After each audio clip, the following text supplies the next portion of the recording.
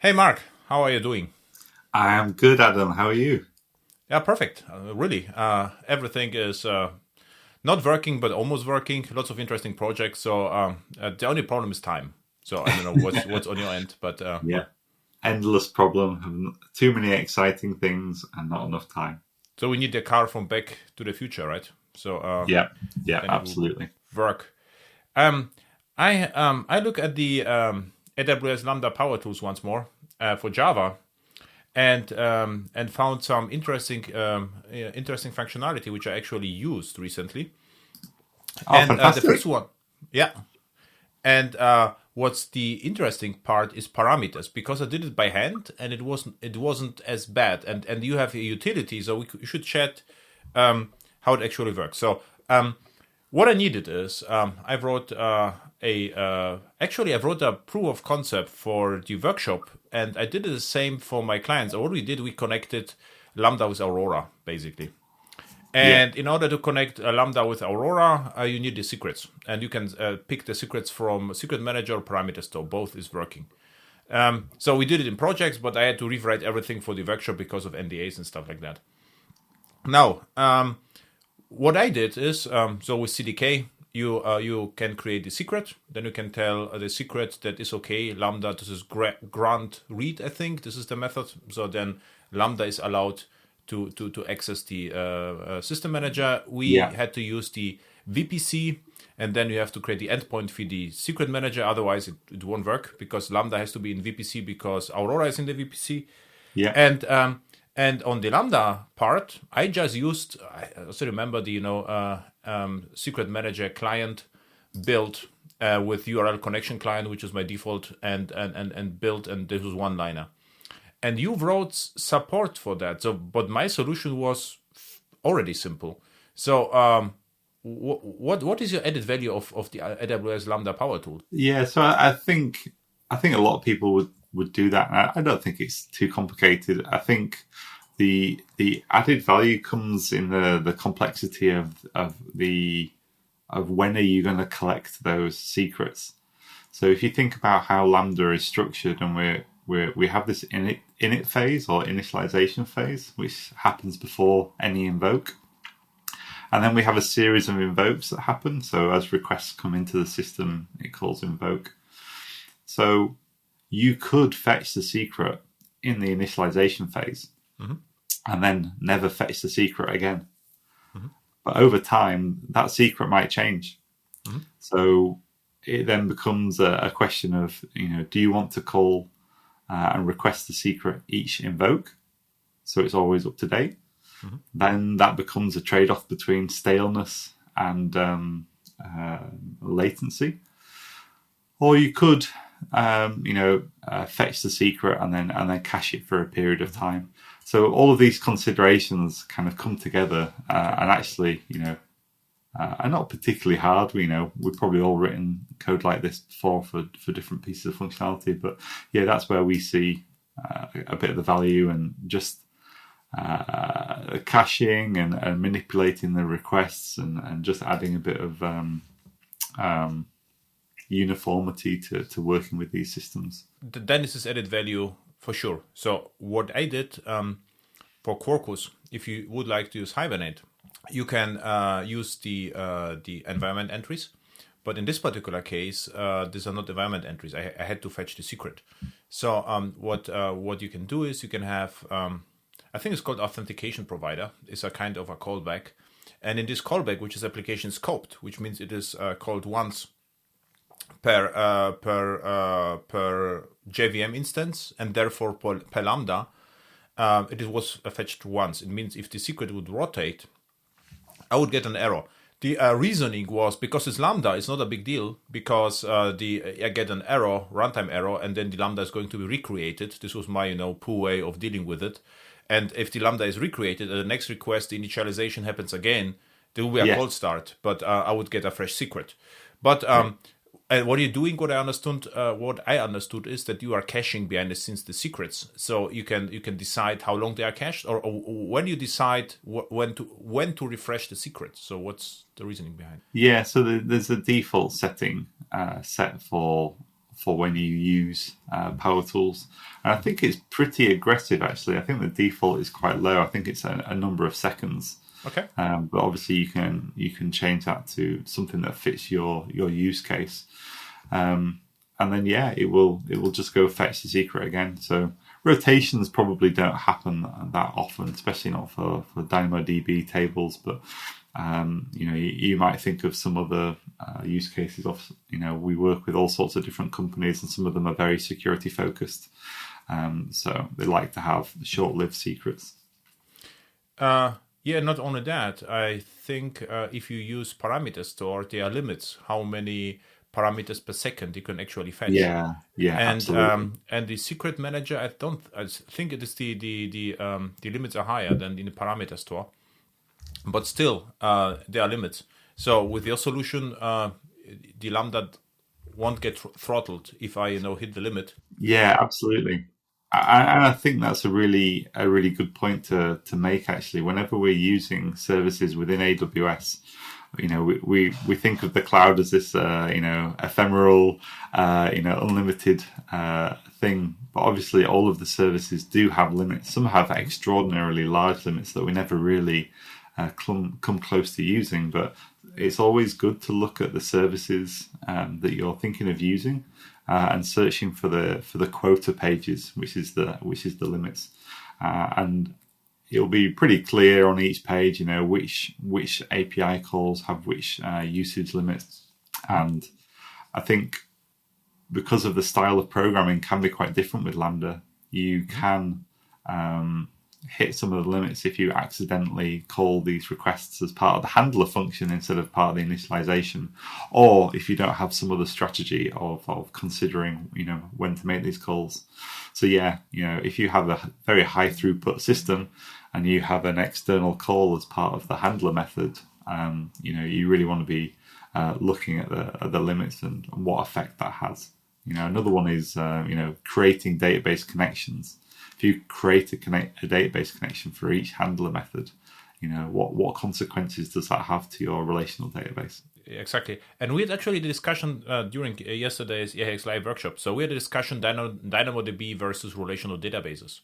And they said, okay, what they are thinking that what will happen to the attendees that AWS will make the Aurora behave like DynamoDB. And there was an interesting discussion. And my response to that was that I would say the magic or the secret sauce behind AWS or cloud are actually the limits.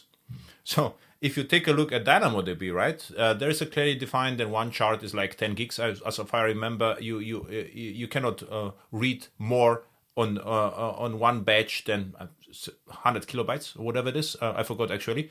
And then you have to paginate. You can have a parallel scan, but you have to do them.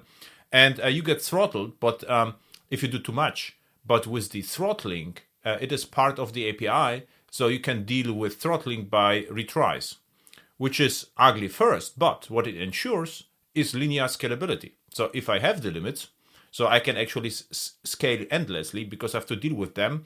And what AWS is doing behind the scenes is, it spreads the hash key across shards. So I have, and this is linear, I would say, right? If your shard is not a hot shard, I would say, is it shard or partition? I always confused them. I think it's shards in DynamoDB or partition. One of these.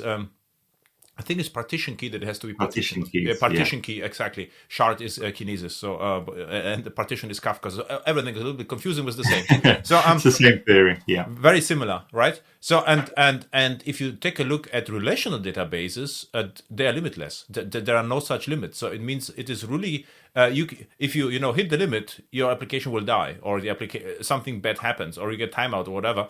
And this is, I would say, in order to make SQL databases work like DynamoDB, you will have to reintroduce the limits, and then you will get something similar to DynamoDB, because you get sharding and you get the hard limits what you can fetch, and this was interesting discussion yesterday, and this is maybe the case why relational databases are harder to operate because of the limits. of lack of the limits, not of the limits, lack of the limits. And DynamoDB can operate automatically, because if they say, okay, if we need another shard, they just install another shard with 10 gigs and it happens automatically. But how to deal with that with a relational database? Because you can have one table without shards with billions of records, and it has to sit somewhere. And this is maybe the challenge, right? Yeah, I think that's one of the reasons people love DynamoDB is just the consistency.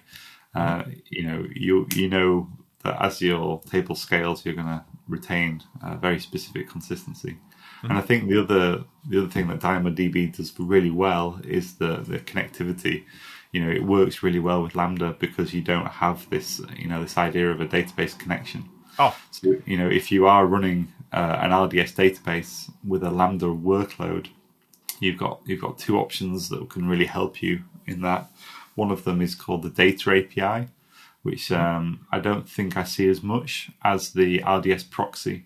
So you can have another resource in your infrastructure which handles the connection pooling to your RDS database, and then Lambda gets to make a HTTP connection to that RDS proxy. And that's a really neat solution to exhausting RDS database connections. So this is now broader discussion, but yesterday I missed a term. So what I refer, there are some services, I would see SQS, SNS, Kinesis, S3 as proprietary native cloud services. It means AWS implemented them, and you can uniformly access the services via REST APIs with all the hashing and all the mechanism. How to call them? I would it will be proprietary AWS managed services, right? So, and they are open source services which are not working that well. What I mean by that, pick any database you like. So Aurora is really nice. Aurora V2 is, but you get a binary connection to JDBC connection to the Aurora, and AWS does not know nothing about that. It is like a side channel. So you have one API which you talk about the REST APIs, and then you open the side channel. We had yesterday also a discussion Kafka versus Kinesis. So I really like Kafka. I had workshops about Kafka and Kafka streams with Quarkus, but in the cloud I think differently. Even serverless Kafka. What's the difference is if you start serverless Kafka with CDK, you can set up everything, but you get empty Kafka. If I set up Kinesis, I don't set up Kinesis. With one line, I just say I need a Kinesis stream with this shard, absolutely. And I'm done. Yeah. So and I don't know how to call it, but there should be a name for services which are exclusively accessible via the REST APIs. And there are other services which has additional APIs on top of that, and my observation, just they are a little bit harder to handle, to operate. Yeah, and they are also less secure, because on DynamoDB you can have security settings per table. Because if you're calling this via REST, you can say I'm able to read from this table but not from the other one, for instance. If you have, let's say, Postgres like database or MySQL, then you have to use, the built-in functionality from the database on top of IAM, what already AWS has. So, do you have a name for this? How to call it? Cloud native managed services. What's the proper name? So we would call them, managed services. So they are, managed streaming for Kafka is Kafka managed. But Kafka managed is not native, because if even you have serverless Kafka, you cannot send a message to Kafka via REST. You will have to use the Kafka protocol. You know what I mean? This is the difference. Yeah, absolutely. Yeah, so some of them are open source projects that we run, and then some of them are native cloud services. Yeah, so when you're comparing ActiveMQ and RabbitMQ to SQL, SQS, mm-hmm. That is a cloud native service that has been built with cloud in mind, whereas the others are open source projects which we can, AWS will operate, a cluster for you for ActiveMQ or RabbitMQ, but yeah. And the data API names for that though, yeah. Data API is interesting because what you get for actually take a look at this. You could use Aurora, which is Postgres via REST. It has nothing Yes, to do with JDBC, but it absolutely. is usable. And there's a nice hint: if you enable the Aurora serverless data API, you can use the query editor from the console, which is really nice because you get a SQL-like interface from the AWS console. So I always enable this, and I play with it with. For small projects, go for it because you don't have to think about connection pooling, RDS Yeah. proxy, but this is a REST interface. So this is proprietary interface, which is okay. I mean, right? You cannot use Hibernate, but you can directly access via REST. Cool. Yeah, I'm glad you like it. It's great feedback. What I like is uniformity. So if Yeah. we go to the cloud and the cloud offers you something, then just stick with it. And this is the discussion was interesting. Kinesis versus Kafka. It's okay. Is Kafka better? It's like no, Kinesis is not better. Kafka is not better. It is how you operate that, right? Yeah, absolutely. And where you're coming from as well, if you have a lot of experience, running Kafka, then that's fantastic. We'd love for you to run Kafka on AWS. But if you're in a team where you don't have experience running Kafka and you try and run Kafka, that's a big problem probably, and you would probably have a much easier life if you use Kinesis. The programming model is very similar. The way of writing applications and the thought process is very similar. So if you are not experienced at operating Kafka, you probably have a much easier life if you use Kinesis. But even if you have experience operating Kafka, you can take the time and do something different with it, right? Absolutely. This is what I mean. And Yeah. to give an experience, I run Kafka on my machines always because it's because this is what we do outside the cloud. We cannot just install Kinesis, but in clouds. You have different possibilities. And let's say Kafka, if you install Kafka, you have two possibilities. You can run in a private subnet without authentication, or if it is public, you need the authentication. So, but to try something out, to have a proof of concept, this is actually harder. And if you have Kinesis, you just say, give me the topic and you way to go, right? This is what I wanted to tell. So it's not like you should, in the cloud, you have complete different possibilities. Absolutely. Yeah. I remember in when I was a customer to AWS, and we were building systems in our own data centers, and it would take us days if we were lucky to build a highly available cluster of RabbitMQ or ActiveMQ. I can I can provision an SQS queue with all of the functionality and features and limits that it has by just specifying the name of the queue Exactly. In some CDK code. The productivity gain is just enormous. Yep. I don't have to know how to operate SQS, which I just think is mind blowing. I just get to use it straight away. So, I would definitely push people to try some of the cloud native services. SQS, Kinesis, SNS.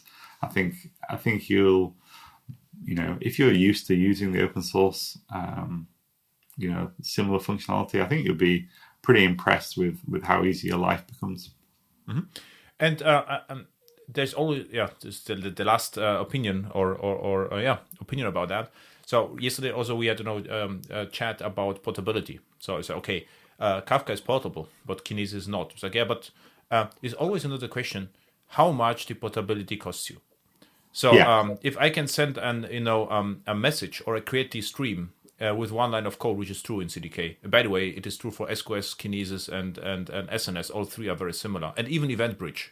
You can, if you set the events to EventBridge, which I would say what can happen is in future that lots of SQS and SNS use cases are going to replace by EventBridge because it is nicer to use. It has the global endpoint, and for specific business use case makes more sense from my perspective. What my observation is, so SNS and SQS has been used extensively for fan out style patterns, and the fan out and then back into some sort of queue. For a number of readers, that pattern can be replaced and probably improved with EventBridge because you get much stronger control over the filtering rules. So yeah, I would definitely, if you've built systems using, fan out patterns either with cloud native services or without, I would definitely look at EventBridge for replacing those and improving them. And what EventBridge also comes with is SAS third-party integrations. So some of my clients are saying, what you can actually have, we can build, because they're thinking how to sell the services. So, okay, what we could do, you can wrap whatever you have and become, event bridge offering where the other clients will just click on this is one possibility, and another one would be, of course, an VPC endpoint. So we had a chat about that. So if we write lean code in one Java method, we can send the message. So our portability or dependency on AWS is in this method. But if we set up Kubernetes inside Kubernetes Kafka operator, and then we will spend, I would say, if we're really good, maybe 3 days just fiddling with Kubernetes, then it is not like this solution is going to be more cost effective than an SQS topic. I don't believe it. So maybe in specific use cases there is, but not in general. There's not like in general Kubernetes is cheaper than native services. It is not. And then it's like business decision. Should we replicate whatever the cloud does with our open source solutions? So and deal with them and patch them, or we say we write the very simple code. So at best, no code at all. So very little business code, which everyone understands. Yes, and then we are depending on the edges, on the cloud services. Yeah, I can give a really a story about this problem. So, at the beginning of my cloud experience, we were building a system, a near real time sports system. And, we were new to AWS, and there's a lot of choice and there's a lot of decisions to be made. And we made the wrong choice. So, we went with Kinesis on Lambda, and we didn't actually need the functionality that Kinesis provided. And we ended up changing to SQS. And it took the engineer half a day to make that change. So when I think about that lock-in story, I think I would have been a lot slower to change if I was running in my own data center and I'd asked somebody to build one cluster. If I'd asked them to build a Kafka cluster, and then the next day I said, actually, I need you to delete that Kafka cluster, and what I need is a cluster of ActiveMQ. I think that would have been more stressful to my team and taken a lot longer than actually, changing where the message is sent to. Yeah, so, and even if you would migrate to other cloud, even in this case, they also have similar offerings. So there's basically topic abstraction and a queue abstraction, and you will find another provider which just your method will look differently. But I wouldn't even implement an interface, just a method, and I will just rewrite the method and I'm done. This would be my approach for cloud portability. If you really would like to swap clouds or move back, to on-premise. Then even, the method would look from outside like send message, and the payload is probably going to be JSON or string, one of them, or even with Java objects, but then it has to be serialized to something different. And on-premise would be maybe JMS again or something else, but it will be just different implementation of the implementation detail. Yeah, there's a fantastic blog article by actually on Martin Fowler's blog, but it's being written by an AWS employee called Gregor Hope. Mm-hmm. And he goes through, how he thinks about and how he talks to customers about lock-in. And Greg Hoppe, he wrote back then enterprise patterns, right? Enterprise. Yes. Yes. Exactly. Yeah. So he talks about what are you losing by not taking advantage of these things. So that's a really good blog to read if that's something that's coming up in discussions about these topics or cloud migrations. Mm-hmm. I definitely have a read of that. It's not particularly long. It's really interesting. I'm sure we can put a link in the recording notes. Mm-hmm. Yeah, of course, I will do it. Thank you. And Martin Fowler is always good because it's highly recognized blog. So you can add. It's like if the meeting gets too long. So my trick is always to point to Martin Fowler so you can shorten discussion. Yeah. So back to Lambda Power Tools. So there's another thing which is new. It is called Idempotency. So Yeah, we're I really also, excited about this module. This is yeah, probably the most sophisticated piece of functionality that we've added to Power Tools. yeah. And And Power the Tools one is a one very second description or 10 seconds. What I understood. Tell me whether it's correct. So you are doing actually something interesting. So you are computing the hash of the parameters of a function, and if the hash is equal, you know that this already happened, and then you're not calling the function again. This is what I understood, which actually is really nice because the you say, okay, if I get something from outside order, regardless what's in the order, if something is changed, the hash is different, so I will call the function. But if it's identical order, I can safely ignore it. This was my understanding. Yeah, absolutely. So idempotency is one of those topics that sometimes people don't cover until it's an issue. Some people are But it was really always good. an issue in my project, wasn't it? Before Well, AWS. you're a better architect than I am. So in the past, I've forgotten to implement idempotency, and it's come up and bitten me. But yeah, with cloud services, if you're using SQS, there is no guarantee of once delivery. So it's a large distributed system. Obviously, we always try and operate correctly, but there is also a chance of more than once delivery, and that's just one part of it, right? That's the cloud offering, but also you also need to consider that your client might send the same request twice. So we're in a world of poorly connected devices via mobile links. If you have a connectivity issue after a request has been sent and the client thinks that they haven't had a response and sends the same request again, that's an idempotency problem. And Refresh browser, right? This is yeah, refresh browser. yeah. Yeah, credit card payment twice. I now have two pairs of red shoes instead of one, and that's exactly the problem that we're looking to address. So the remit of Power Tools is always to help customers to implement best practices as easily as possible. And this is, something that, we could talk about for probably 2 or 3 hours about all the edge cases of idempotency. And the implementation is definitely non-trivial. So we've written an implementation which we think is pretty good. There's probably some edge cases that we still haven't covered. Obviously, if you're really interested in idempotency and you'd like to give us some feedback, then obviously we're always happy to receive that. But I think there's some pretty cool functionality. You touched on one part of it, is that if you don't have an idempotency key set as part of your request, we will take the request and hash that, and that will be the idempotency key. So if your client hasn't thought about idempotency from the start, we will work with that and produce a hash of the request.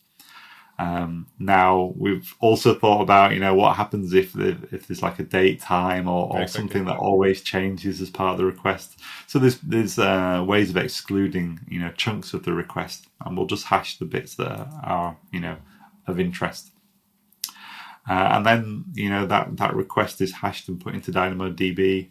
And if we have a simultaneous request, say you get 2 very fast requests, then the first request will make it into DynamoDB, and then a consistent read means that we effectively have a lock. So only one Lambda function will process at once, and the other will return an error for a retry.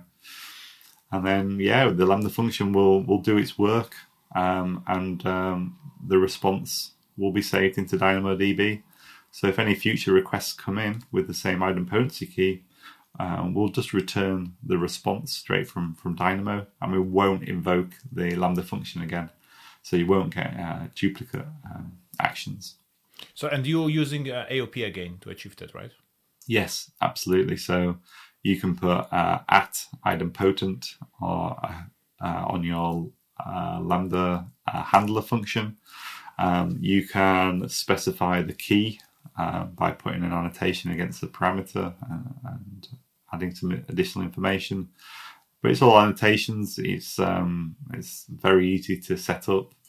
By default, we have an implementation using DynamoDB. But if you have your own storage system that you would like to use, maybe something like Elasticache or some other system, an RDS database, you can write your implementation against our interface and include that as your data storage layer. So we've tried to make it as extensible as possible because we understand that people have different ways of working. So we've added our own implementation for Dynamo, but if you'd like to add your own, the interface is there to implement.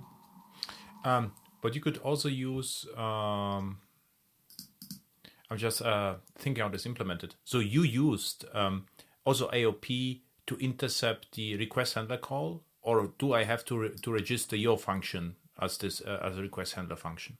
No, so yeah, we add an annotation to your handler, so your handler doesn't even know anything's happening, but behind the scenes, as soon as we see that something's happening, we grab the request, we inspect the request, and we invoke the functionality to DynamoDB.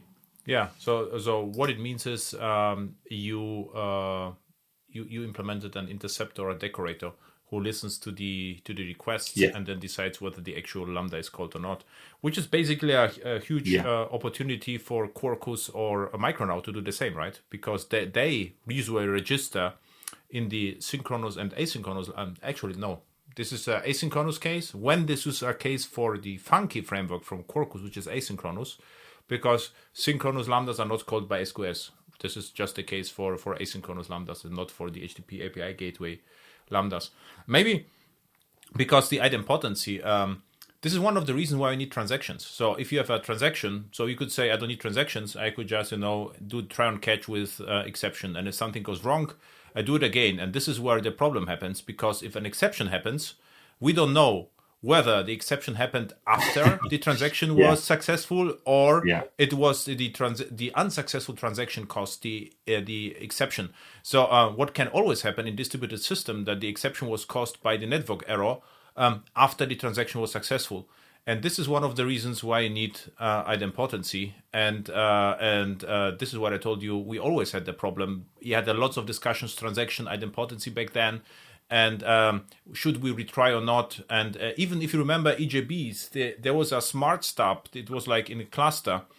And on exception, it automatically retried, the methods back then. This was this EJB smart stop. But you had to declare it as idempotent to able to do that. Otherwise, you could have, double orders in your system, so duplicates. So this was always concerned Java from day one. And this is really hard, almost impossible to achieve. You need a distributed logs almost to achieve the same, which are slow and not even always working two-phase commit. Yeah, so in the documentation for Power Tools, you'll see the DynamoDB table that we and the structure that we recommend. So you can put that into your infrastructure as code.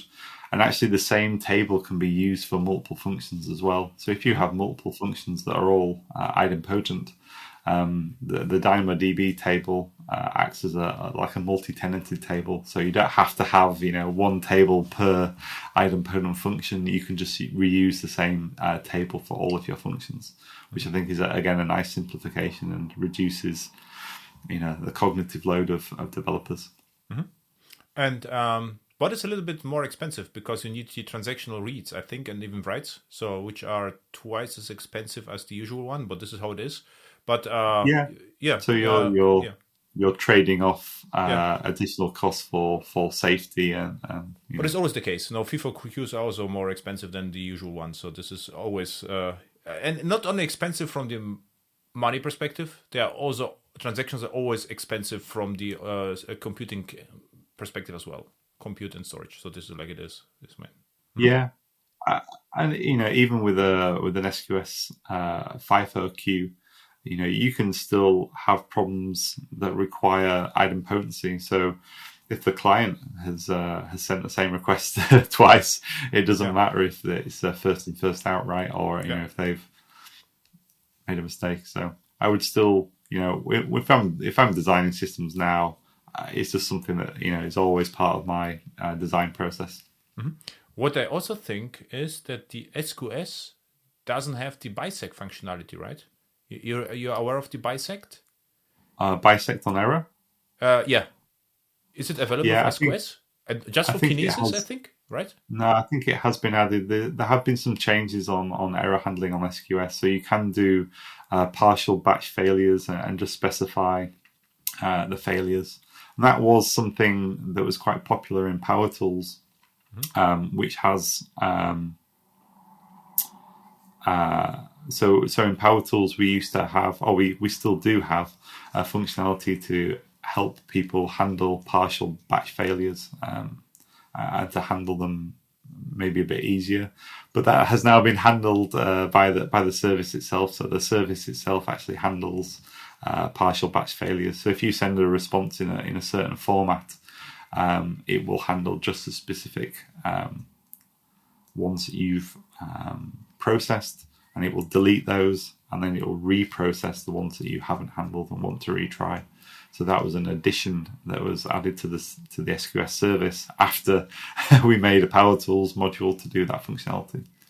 Okay, but my understanding is bisect is if you have a batch of 10 and in the middle there is like a broken record. Yeah. What bisect will do will automatically reply and try to find, it will try to process everything. So this is actually the contrary to idempotency, because you get everything multiple times until you find, the broken records.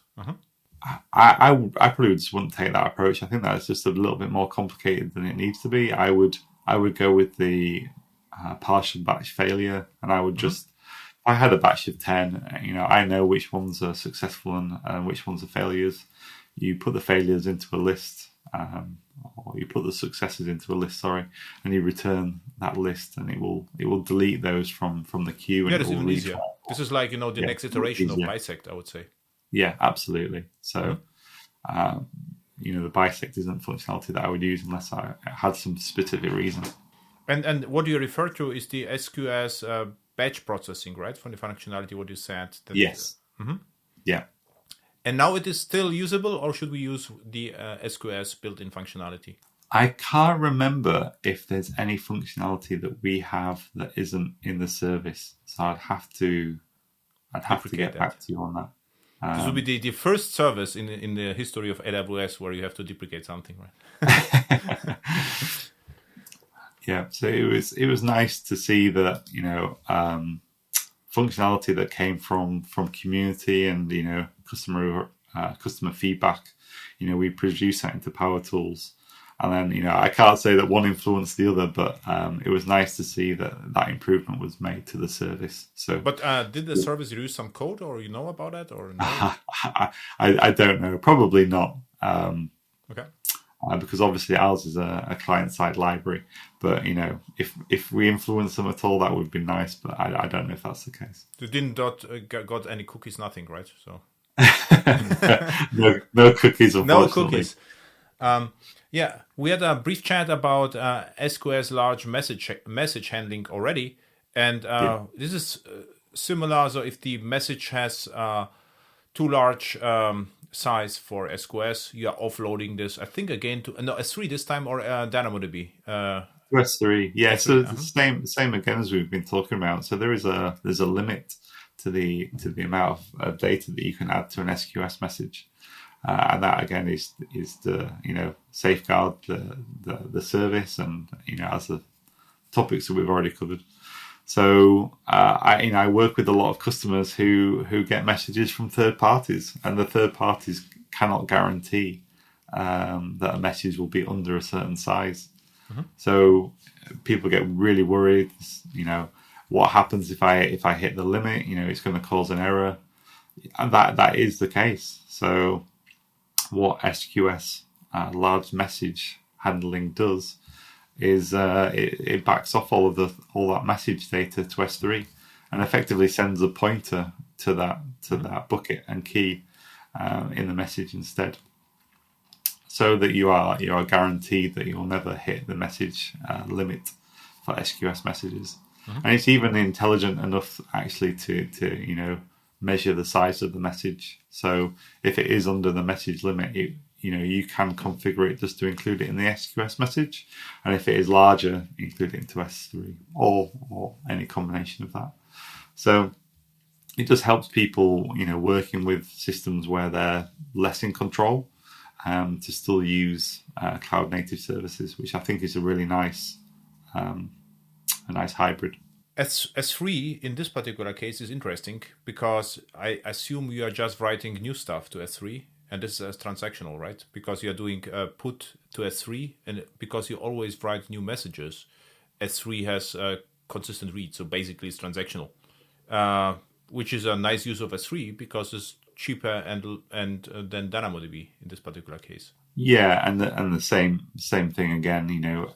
S3 and DynamoDB have their own limits. Yeah. With S3, you can store very large files. Yeah. So, I have seen people store, very, very large files, okay. Gigabytes. Okay. So, that wouldn't be something that you want to do for Dymo. That is a very rare case, but, sometimes that does come up. Much more likely that they're around the message limit, but they just can't be guaranteed. Mm-hmm. So, yeah, DynamoDB would be an option, but S3 is a nice safe one.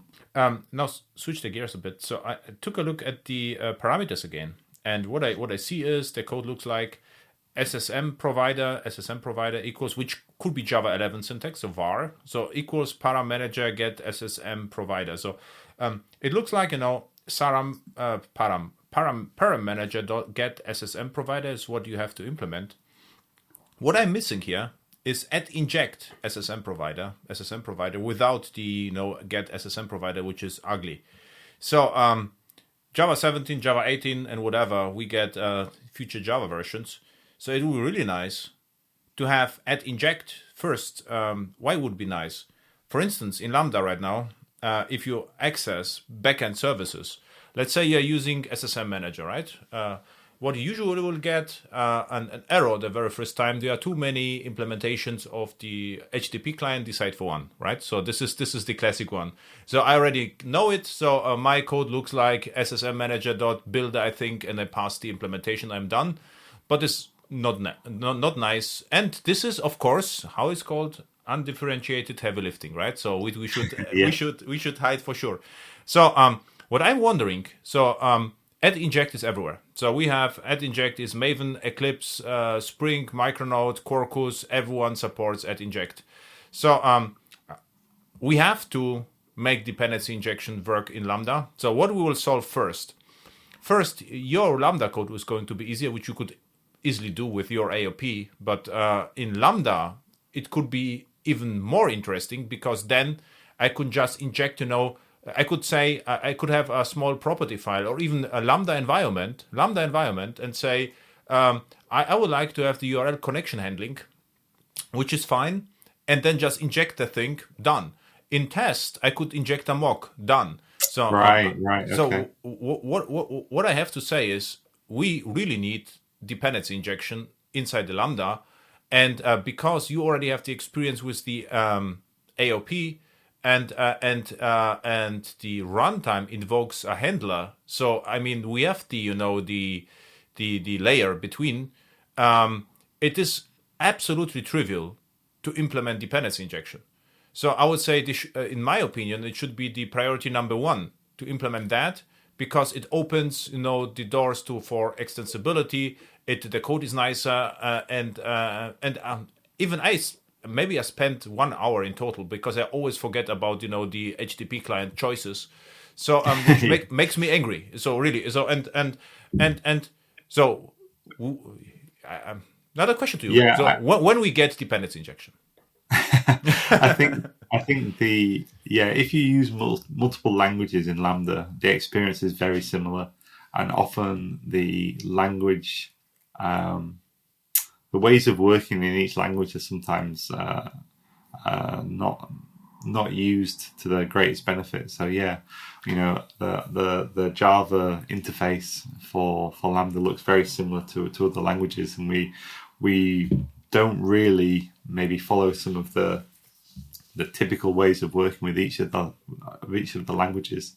That's really interesting that you've brought up. Why can't we inject common things into the Lambda functions? I think that's really interesting, really powerful. So I'd love to, if you're listening to this podcast and you think that that's an interesting proposition, please send me a message on Twitter. What sort of things would you like to be injected into Lambda functions? Just as you were talking, I was thinking, I could inject my RDS database password. Maybe I could have, inject secret and the reference to the secret somehow. That would be really interesting, actually.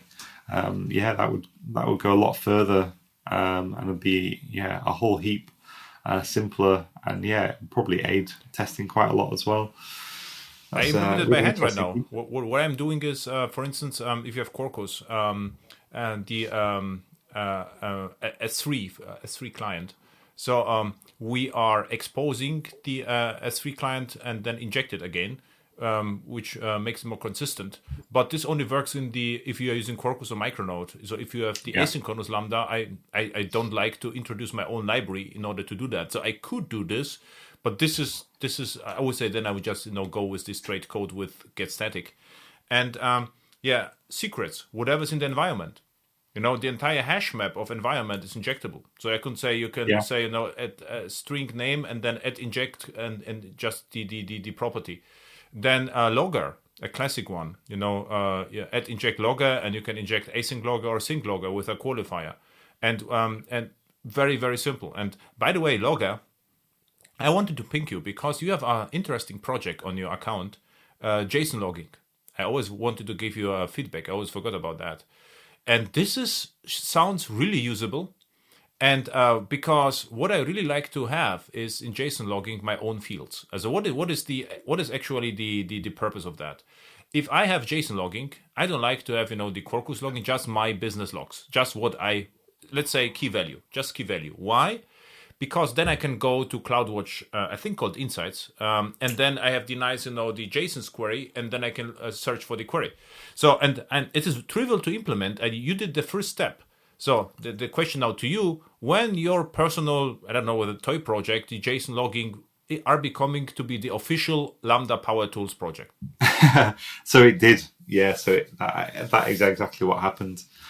So you can use Power Tools logging. That is a structured logger, and it will automatically include information from your Lambda context as parameters into that JSON logging. And you can also add your own parameters. So, a classic example might be that you're logging a message about your application, but you're also including the customer ID or the business unit or some sort of correlation ID, so that you can correlate logs between systems. Yeah, I took a look at this. The problem, what I didn't like, is the log4j XML. It was so. I think there's a different approach. What was on your GitHub account, it was just the possibility to create my own stuff. So what I actually need is no lambdas. I would like to have a logger and just key value. I say okay. Very simple, and then just react to it. What you did, this is more powerful. So it already ships with the full Lambda integration, and this is harder to set up. I like to have the system. Maybe I'll publish it to Maven Central then. Yeah, or I will steal from your account and maybe sure. just add some of my stuff. But for instance, what I already did in projects with Java 17, so we use your Java 17 Lambda layer, which works great, by the way, and then we have Java 17, and then is problem almost solved because you can use a multi-line string to generate JSON on demand, right? So we have just a very simple logger, then the JSON string key value, and it's done. So this is what I need. And wow, that's cool. Yeah, this was my way of doing this, but your approach was similar. And if this doesn't work, my next approach would be we have JSON P, and the JSON P looks like JSON create object builder add. So with one line I can add key value pairs, and this is what I'm logging. So what I only need is, or I already thought, to pass a map, because what Lambda does it already understands if I declare map as parameter and this is compatible JSON, flat JSON, it will map the JSON to map. So what the best experience would be, lambda.log map of key value, done. This is what I would like to have. This would be the best, addition ever. You know what I mean? Just map of, Cool. then message, and then Duke. And then I go to Lambda Insights and ask, how many Dukes you saw the last hour. This is And I wanted to implement several times. I wanted to ping you, with your logging framework and say, okay, maybe it is in the Power Tools, but in Power Tools too much. So you can combine with Lambda context. This is like you have almost like your own logging framework. Yeah. So when we started building this out, we surveyed customers, and tweeted a lot about this on Twitter, and the most popular method of logging was Log4j. It's what people were familiar with. So we wanted a easy way to onboard with our functionality. So that was the approach that we've taken. But I can definitely see the advantages of going even more minimal. So I have heard that feedback before, so that would be interesting. And the way that we decide on the movements within the project is with requests for comments, or so you can go to our GitHub repository, raise an issue, raise an RFC, and start talking about the changes that you would like to make and the direction that you'd like to see us travel in. And we would love to hear that sort of feedback, because that we're just interested in making this experience as good as possible. Okay. So yeah, definitely, and this specific thing, Adam, I'd love to see you write this up, and I'd love to discuss it with the team internally. Okay. Speaking on RFC on issues, where I can create an issue to have inject support in Java 17. So I would go. I'll send you a link. But there's there's a GitHub repository which includes all of the Java core libraries for Lambda, which is called Lambda libs. Okay. And that's in the AWS Labs organization. This might do because we have to do it. There's no cool. Yeah. Yep. So that the code that runs the managed runtime is all open source. People can write pull requests against it. I would obviously write an issue first and collaborate with the Lambda team before you go into a lot of effort. But yeah, we would love to collaborate with the open source community and hear your feedback. Okay. Thank you.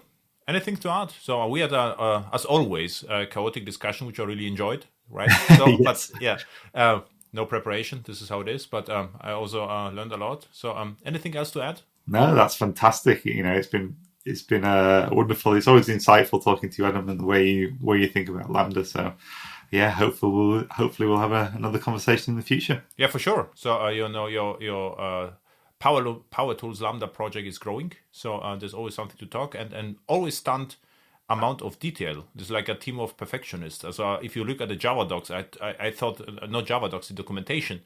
So today I thought, okay, they spent just maybe a week just to documenting this. This is a huge amount of work, and it looks clean and nice, and yeah, cool. Oh, that's great. We are trying to do our best, and we appreciate the documentation is really important. We're all programmers who have used these sort of systems before on libraries before, so we really try and make them as best as possible. So that's great feedback. Thank you. And it should be renamed to Expert Tools, because it is a power tool, but you really need it if you need it. This is like you can ignore it for first, and then if you have the problem, then you have to pick Lambda Power Tools or come with similar solution. So you cannot just ignore it completely, which is interesting. Mm-hmm. Fantastic. Perfect. Where people can find you on the internet? Yeah, so the best place to get hold of me is on Twitter. So I am MarkSales3 on Twitter. Hopefully Adam will add a link to my profile. I love interacting with people and hearing what people are up to. I'm really interested in Micronaut, Quarkus, Spring Native, what people are doing on Java and the new ways of using Java on Lambda. Really interested in that. So yeah, message me on Twitter. Yeah, thank you. See you next time. Or Bye. hear you next time.